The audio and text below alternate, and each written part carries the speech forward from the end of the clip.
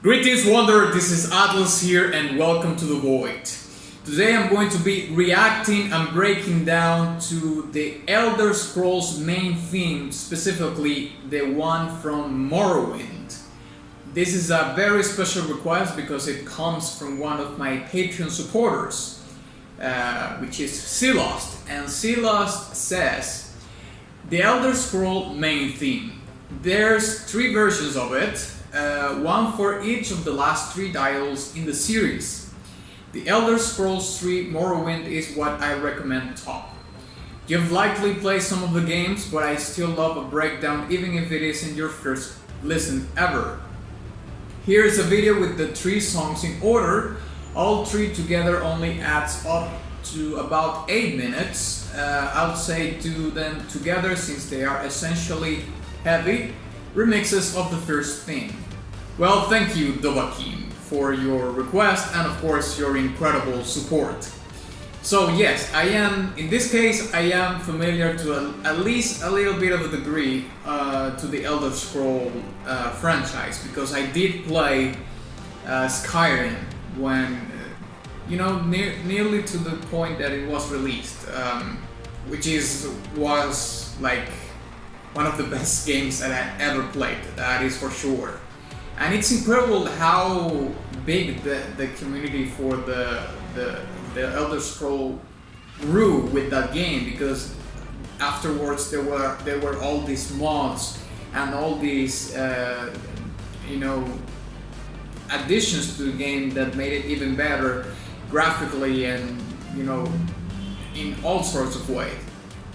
So yeah, I did play Skyrim. I think I did play a little bit of Oblivion, but it was like, I couldn't really say that I did actually play it because it was like an hour of gameplay or something like that. It's something really, really meager in that sense. But yes, I am familiar with apologies to the Elder Scrolls to a certain degree.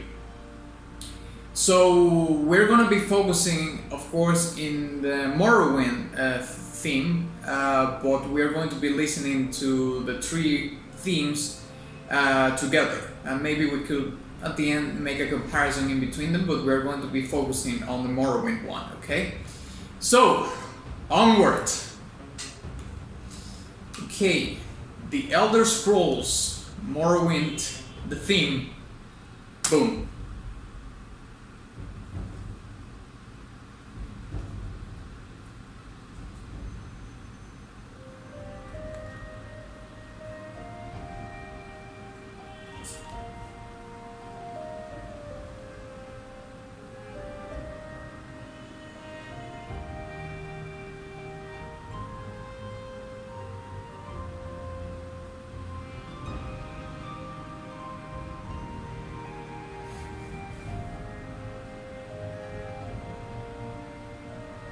Beautiful melody.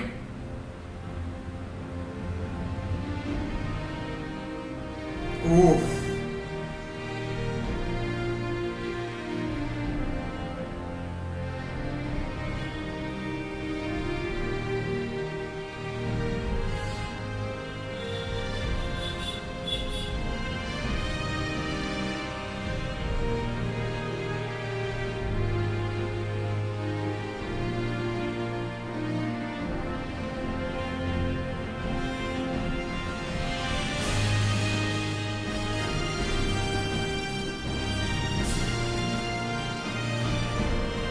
It's just layering more instruments and getting more epic.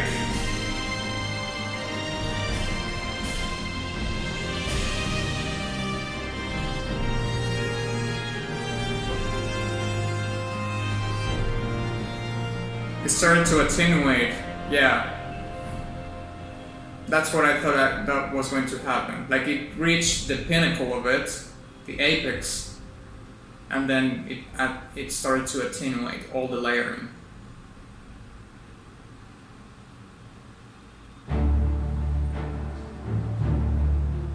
Okay.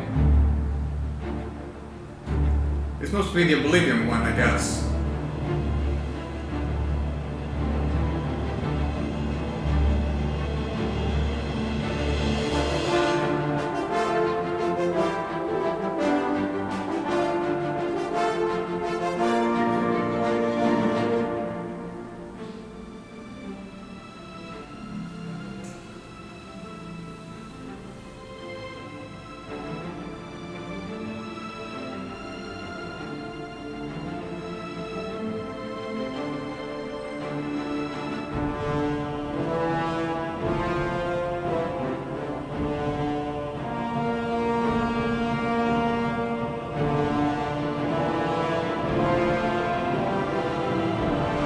I really like the accents in the cellos.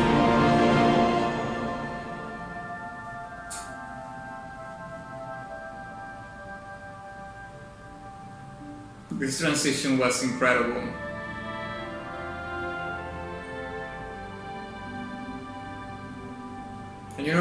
Can you notice how the strings like start at a point and then they start opening?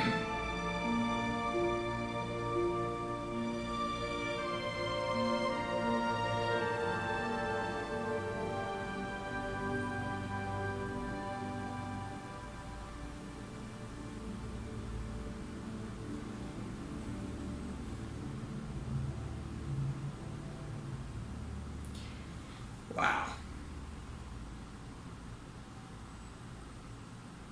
That's what I call the human touch. Now I suppose this must be the Skyrim one. Yeah, this sounds very familiar.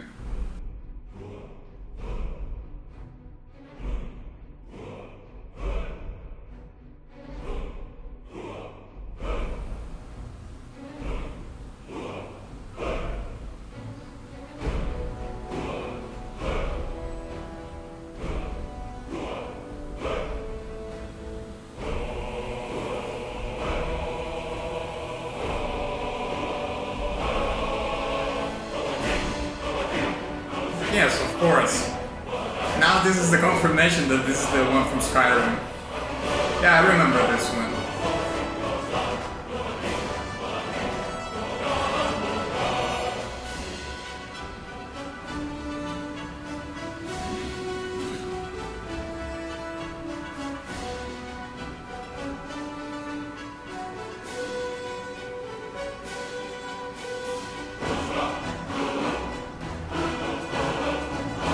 This song is mean as hell. Like the choirs are... I don't know how to describe it.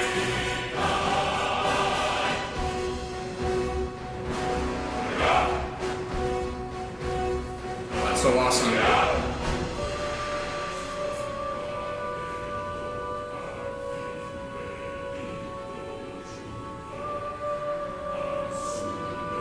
This song is imbued all the way around with Norse mythology, but in sound, of course.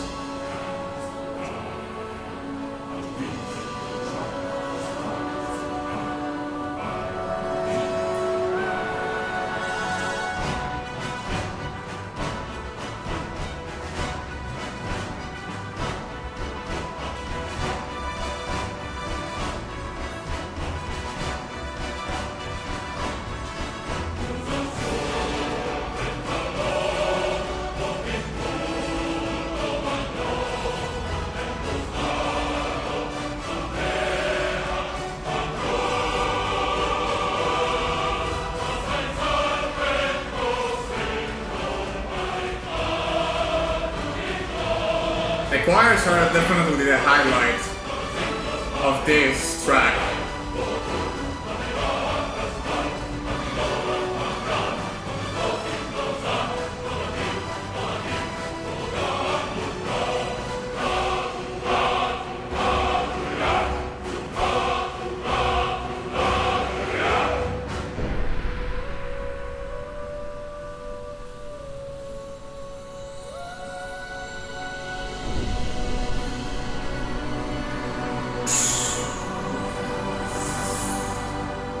Oh,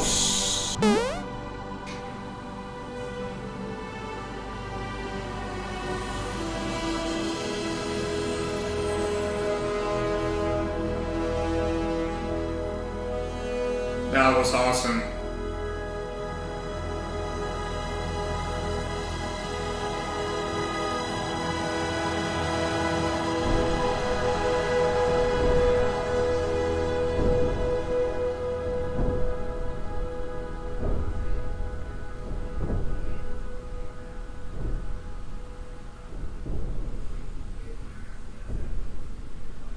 And he ended with the wow. There we go. That's it, right? Yeah, there we go. Yeah, how that song ended. it was the perfect resolution for it with the percussion at the end, you know, like very attenuated but very present, because it's the only instrument that there's left in the thing, but it's just like the ending of the thing. Oh my god, such a good theme. Well, all the themes of course were fantastic. I would say that my favorite, well, it's kind of hard to say because they are so different from each other. I mean, the feel of all of them are so different. I would say that the one that gave me the most feels were the Morrowind one. But you know what? I'm just going to stop there, and we're going to leave all those comments for the breakdown. So let's break it down.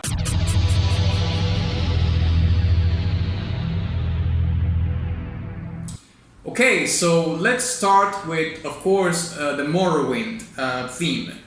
And like I was mentioning before, while I was listening to the song, there's the layering of the music, right? And you see that it has this evolving nature to it. Now I've talked about the evolving characteristic of orchestral music before, and I can't really remember in which video I talked about that. I think it's probably like a couple of them. So you know what, I'm just gonna leave the playlist here and watch all those videos, because among all those videos that I've been doing breaking down video game music, among them are a lot of orchestral songs. I talk about the evolving nature of the music, and what I mean by that is that in orchestral music you can't really tell what's, like, let's say, the chorus of the song, or the bridge, or the verse, the pre-chorus, all these very established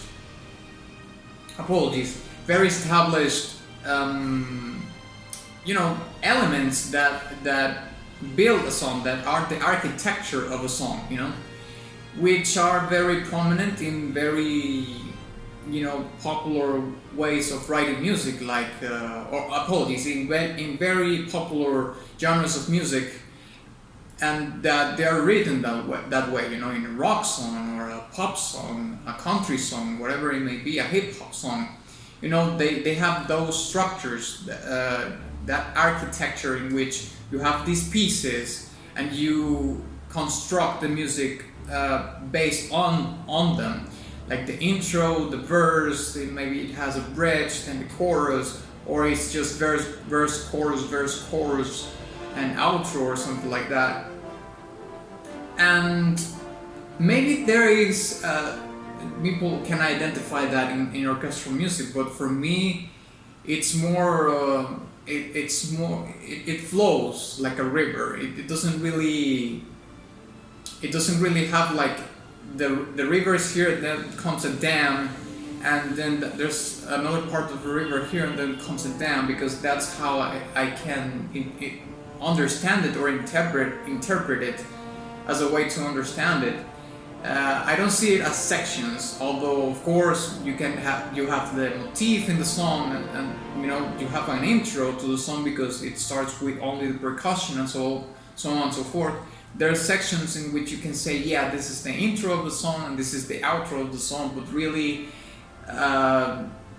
understanding orchestral music in terms of the verse or the bridge or the chorus and so on and so forth, I don't really see it that way. I see it like this river that is just flowing, and that's basically the evolving nature of orchestral music, and this one has a very specific one because the motif of the song repeats over and over again, but the evolving nature of the song comes from the layering instruments. So I'm going to talk about the layering of the instruments in this case, which is something that I also practice, in the way I compose music or write music, in which you will start very very minimalistic, you know, in the sense of you will start with one instrument, which was the case for the Morrowind, and actually the Skyrim one too, because I believe the Oblivion one started with strings and the percussion.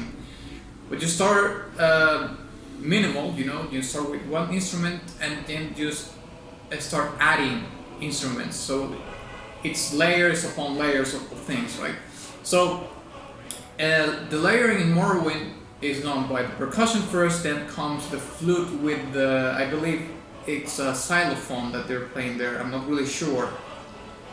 And those instruments are playing the motif along with the percussion, and then it evolves into the strings along with the brass supporting. By the way, the brass plays a supporting role in this particular song, and I've talked about my favorite part of an orchestra, which is the brass section.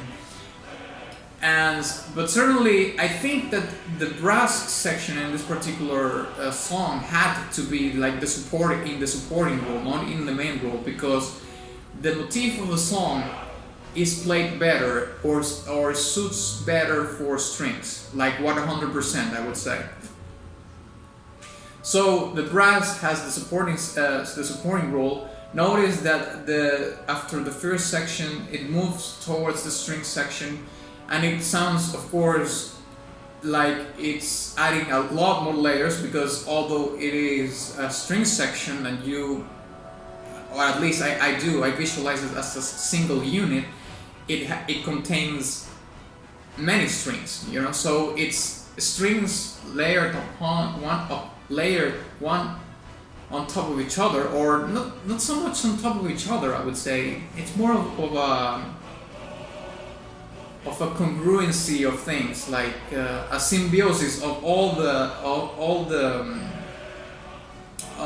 the strings instruments into one, because they share so much similarities in their sound that they just click, you know. It's like two gears that start functioning each other. So I wouldn't say that they're on top of each other.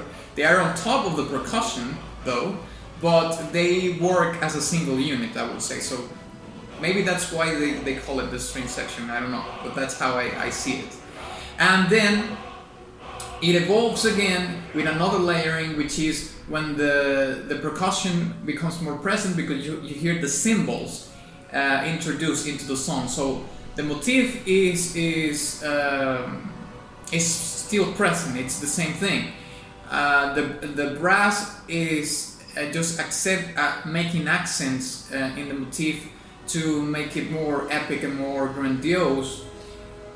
But what makes really the track booming and open is the percussion, because the percussion start banging harder, you know, it makes harder accents in the timpani, and also the cymbals, the character of the sound of the cymbals is openness, like it opens the song. So you have, or at least I have, this visualization of this ball in which, you know, this mimetic ball that you know, goes along with what's happening in the sound, and when the cymbals and the percussion do those kind of things, it just opens, right? It just grows larger. That's basically like the evolving nature that I see in the track. Although you can hear something that is repeating, it has an evolving nature to it, because the layering is done in a way that it repeats the motif, but it adds layers of instruments to make it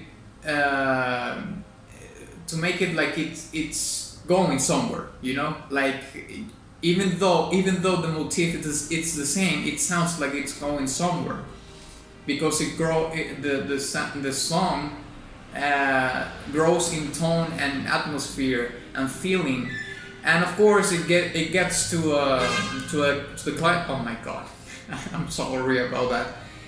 It goes to the climax of the song, which is when the cymbals comes in, and then it attenuates. So you can see it like in a graph. You would see that the feels of it. Let's call it the feels graph. It goes like this, then goes into a bell, which is the climax of the song, and then it attenuates and ends with the percussion. And I've talked about this also, which is the Ouroboros metaphor, which is the serpent that eats herself, which is about cycles and yeah, I can't remember what's the other word I was going for, but for lack of a better word, yeah, about cycles, you know. And notice that the song starts the same way it ends. It starts with only the percussion and it ends with only the percussion. So it has this cycle element to it, and of course it makes sense because you want the song, apologies, to loop.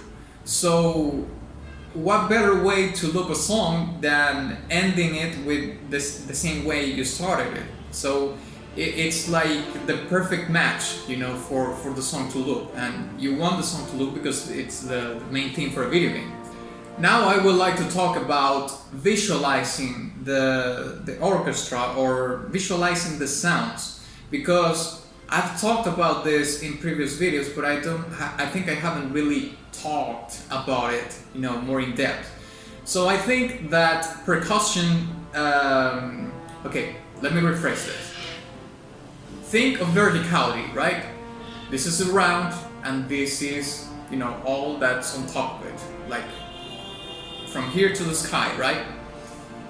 To me, visualizing music sometimes really works for me to understand what's the role of the instruments. So, for example, if I think about the percussion, which is the section that we hear at the beginning of the song, of the Morrowind song, and also on the Skyrim one, and I think the Oblivion one has the percussion.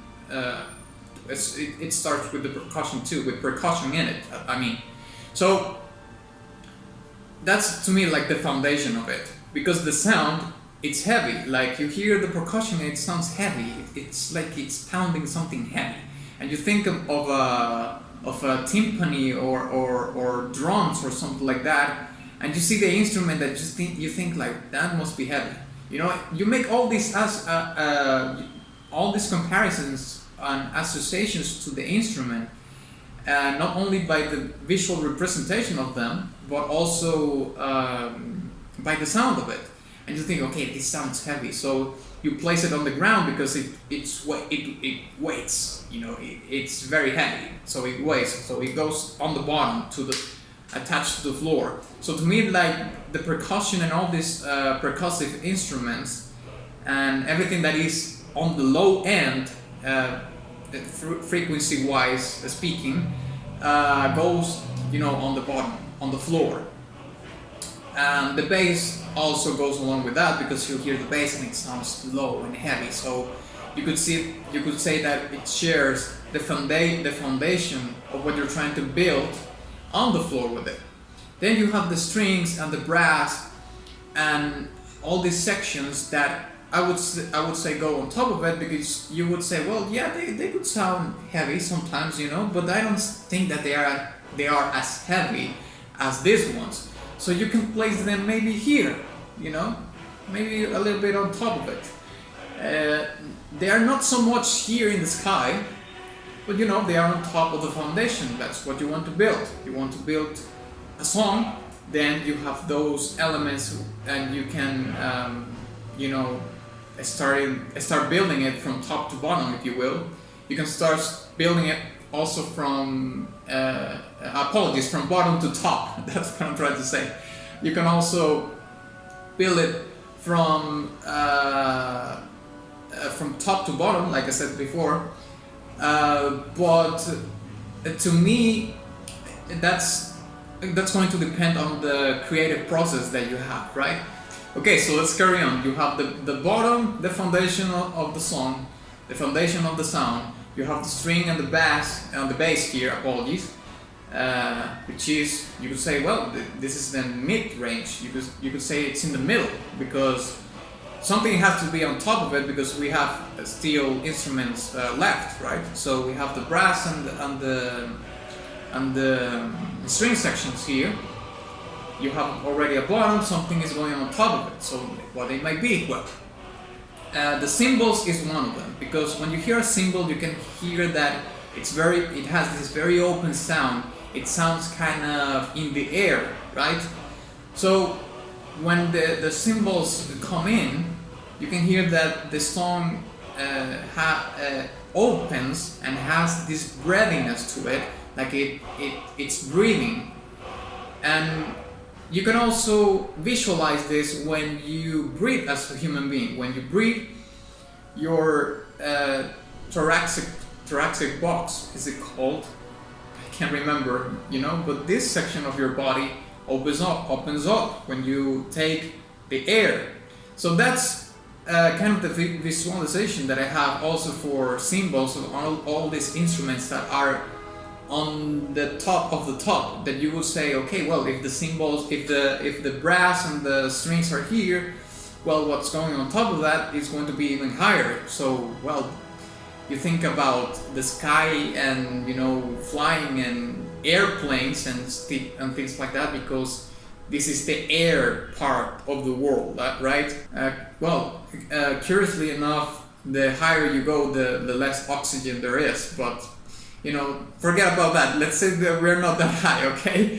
So we have this openness in here, and you can place the cymbals and all those instruments in here, like the flute, for example, could share a little bit of the midsection, but also from air to top, right? Because it's an instrument that sounds like with a higher pitch, like you hear it and doesn't sound really heavy at all.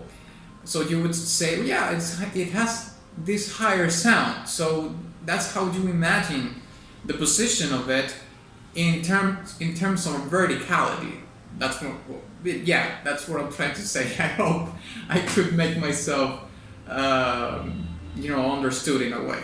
Now, finally, I would like to talk about what's the storytelling behind the song. And I'm going to compare it with the other songs that are in the that I heard, which is the Oblivion theme and the Skyrim theme. And there's a very particular difference, and I would say that the Morrowind the Morrowind song has this tone and characteristic that seems to me like the Elder Scroll world is more hopeful and is not in so much of a bad state, that there's hope in there, and actually I would say that in the Morrowind world, at least in the theme of it, the main theme of it, has this thriving nature to it because of how the song evolves. And also the motif, it's very endearing and very soulful and very emotive. So it leads you to believe, or at least it leads me to believe that the world in Morrowind is not in such a bad state, if at all. But probably, of course, every game needs a struggle, needs to have a conflict. So that's where we come into Oblivion. I saw that Morrowind is the third game, Oblivion is the fourth. So in the fourth game, you can hear that the motif is also played, but it's like segmented. The notes are segmented. So that leads me to believe that Morrowind ended not so good. Like it started very fresh and very good and very thriving and hopeful, and it's very pretty. But then all goes to hell, maybe, or it starts degrading in some way. Like the world situation in it, or the story of the character. Then you have Oblivion, which has the motif also, but it's played like in segmented ways, and also talks. That decision from the composer is very interesting because at least it communicates to me that the world is starting to fracture. So when you play the motif in a sectioned way with this, and like the songs don't. Apologies, the motif doesn't have this legato sound so much anymore, but are more like segmented nodes, the thing that I think about is about a world that is fragmenting, that is going to hell, or that could potentially go to hell if a hero, which probably is our story in the game, doesn't fix that. So the Oblivion has that, and then we have a Skyrim, and the one with Skyrim is about war and conflict and meanness. I love to say that word, the meanness word, because it sounds warlike. And if I remember correctly, when you start the game, you're a prisoner in this winterland, which is a Skyrim, I believe. That's like the world of it, like that section of the Elder Scrolls, it's Skyrim. So you are in this caravan or something like that, and you are a prisoner, and I think they're carrying you to be beheaded or something like that. So it's also winter. Winter is it's a season that has this quality to it. Many people experience depression during winter and so on and so forth. The plants die only to be reborn on spring, and so on and so forth, right? So it's like the ending of life in a way, and it has that ironically, it has the metaphor and beauty to it, where you start the game in this very dire situation where you are a prisoner, you are being carried to be beheaded, and somehow you escape. I think that's what happens. I'm gonna have to check that out, because I'm blabbing all this thing and maybe I'm just doing it wrong, but I'm just gonna go with it. You can see the similarities in between the world that you are in now, which is this winter, cold, in conflict world, where you start as a prisoner led to be beheaded, and that is a complete contrast to the Morrowind track, which is about thriving and a world that is in a way better state than Skyrim is. So that's like kind of the evolution that I see in the thing. I'm on all the themes, doing a comparison, the tone of them, and what's the storytelling that is behind them, just by the things that I perceive and I feel through the sound. So yeah, I think, since we only are focusing on the Morrowind theme, I'm going to be rating only the Morrowind theme. So I think that the Morrowind theme is definitely a diamond badge. Like, it's the song that gave me the most feels. Thank you very much for watching this video. If you enjoyed it, please give a like and share it with your friend. Also, please don't forget to visit my Patreon or Subscribe Star in case you want to make your request happen in no time, because it's gonna be bumped up to the top of the list, so you don't have to wait a long time for it to happen. And of course, my Teespring shop in case you want to purchase some merch and all that jazz to support the channel. And of course, ex nihilo nihil fit.